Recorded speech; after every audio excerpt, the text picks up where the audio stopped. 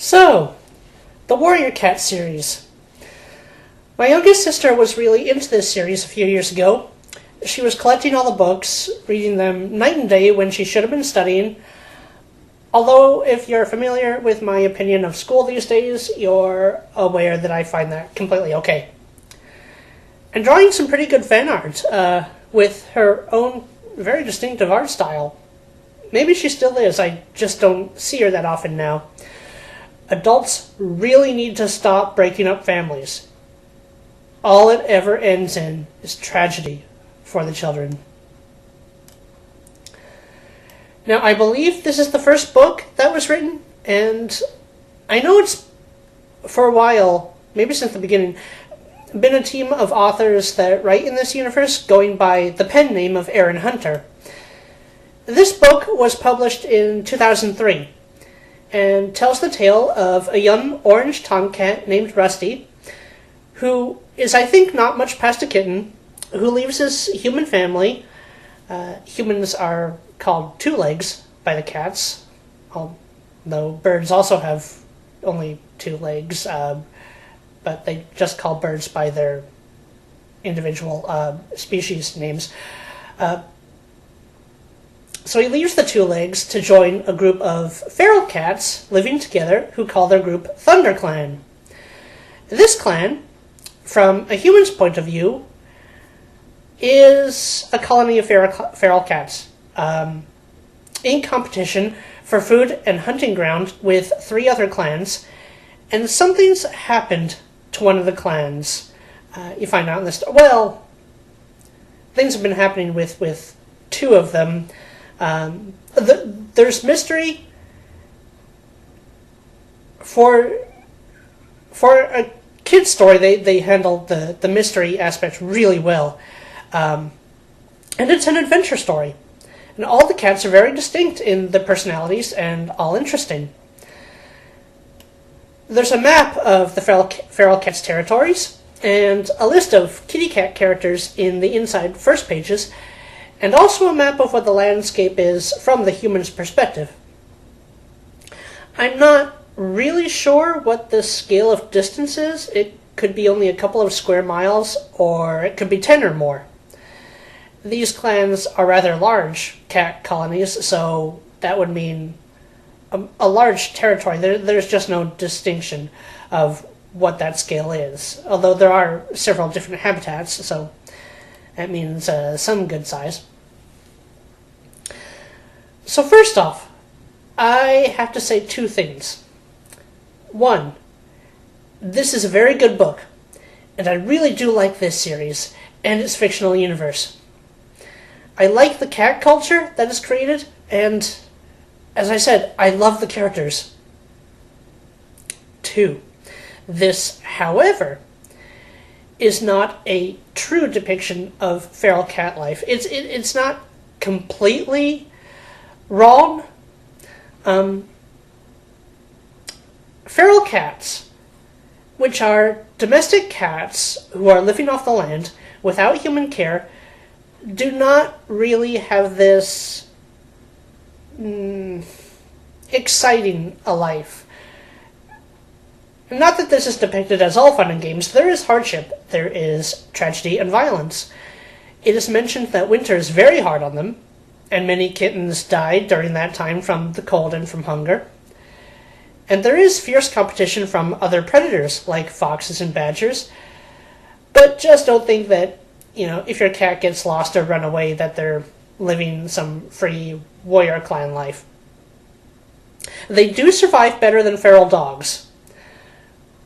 Dogs can really only scavenge from humans. Cats have more ability to hunt and fend for themselves, but the wild really isn't where domestic cats belong at all. There is a distinction, though, between feral cats and wild cats. Wild cats being species that have never been fully taken in by humans. Species such as the African wild cat, which is believed to be the ancestor of the domestic cat, the sand cat, lynx and bobcats, European wild cat, and Chinese mountain cat, those are wild and belong in the wild. The colonies that feral cats will form are not as well organized as the clans. The cat clans in this universe really make feral cats out to be pack animals, which they are not. Not truly. The males, the tomcats, typically stay on the outskirts of the females' colonies. They do not really play a role in the raising or protection of kittens, aside from defending the territory itself. They often have their own territories, which can overlap with several female groups' ranges. Having said that, though, the clans are not otherwise completely fictional in how feral cats live. There is real knowledge and research in this. Just don't think it's exactly how it works.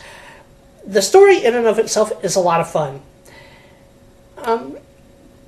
It's kind of a generic first story and first protagonist, but it's all done really well. I've read some reviews saying it's too predictable. I don't think so. I found a couple of the twists to be ones I didn't see coming. Not all of them, but some of them. I love the cats. I really like Blue Star. She is an amazing leader for ThunderClan. She reminds me of a little girl kitty I had some years ago named Blueberry. Blueberry was a black and white tuxedo cat, whereas Blue Star is a blue-gray cat with a silver-streaked muzzle. A Blueberry really existed. She died of sudden seizures when she was only 5 years old. This can just happen naturally in cats. It's rare. It's not a huge risk, but it does happen. This is the one picture I have of her. And my family adopted Blueberry and her twin brother Blackberry when they were 3-month-old kittens. And Blackberry is still living with me. He's 8 years old right now. Blue Star is a very sweet, very wise cat. I think Blueberry, had she lived, could have become very much like her. She was also a very skilled mouse hunter for a kitty pet. Rusty, named Firepaw, upon joining ThunderClan, is a very relatable protagonist. He's energetic, inquisitive, and determined. A perfect shonen hero. Tiger Claw is really interesting. A good question for discussion after reading just this book. What do you think his overall plan is, or is going to be? I wish there had been a little more interaction between Lionheart and Tiger Claw, them playing off each other for a while, which they don't really. Lionheart and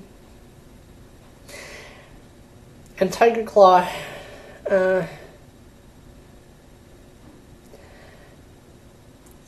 I would have liked more maybe competition between them. Certainly just more interaction and them seeing if sizing each other up. Lionheart is named for his golden color and thick mane-like fur around his neck. Tiger Claw is named for his unusually long claws. A Blackberry, my kitty, also has very long claws for his size, as well as longer than usual canine teeth for his size, especially for a kitty pet. I think Blackberry could contend with Tiger Claw in a fight if Blackberry had a warrior cat's fighting experience. He doesn't, but if he did, I think he's big and strong enough to maybe not win, but contend with Tiger Claw. Anyway, as for final thoughts, this is a great cat adventure book for almost anyone of any age who just wants a good read, who loves cats, and for getting into warriors' cats.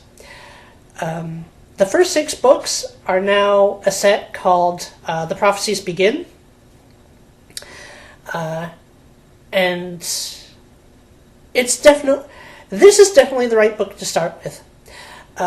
If you've read a couple of Warrior Cats books and you're going to get really into them, it's definitely worth buying the set of 6. Rather than each one individually, it will add up to a bit less money. So yeah, Into the Wild. Definitely the book to start with to get into Warrior Cats. I know there are series by these authors that follow dogs called Survivors. And there's also one about bears called Seekers. Now, I'm much more of a cat person than a dog or bear person.